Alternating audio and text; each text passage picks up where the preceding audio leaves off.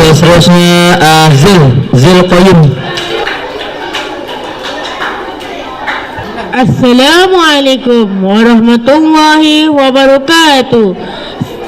Saya daripada kelas PPKI Seri 2. Malaysia tanah airku,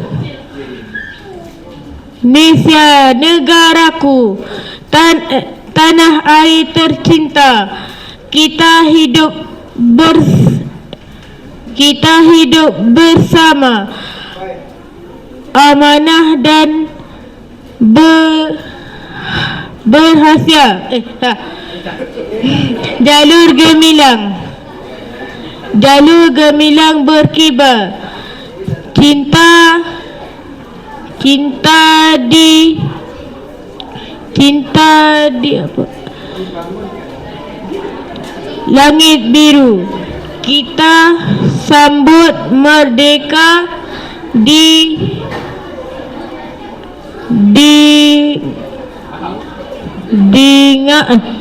hati yang padu.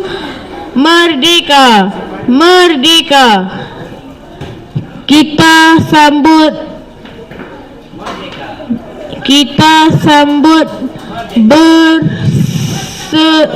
bersama Malaysia negaraku semua.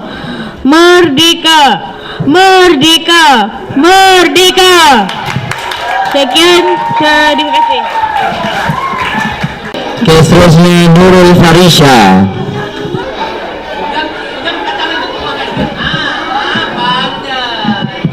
Assalamualaikum warahmatullahi wabarakatuh. Nama saya Farisha. Saya dari kelas PPKI. Saya akan membacakan sajak bertajuk Malaysia tanah airku. Malaysia negaraku, tanah air tercintaku. Kita hidup bersama-sama, aman dan bahagia. Jalur gembira berkibar, cinta di langit biru. Kita sambut merdeka dan hati yang padu. Merdeka. Kita sambut bersama-sama. Sayangilah Malaysia, negara kita semua. Merdeka. Sekian, terima kasih.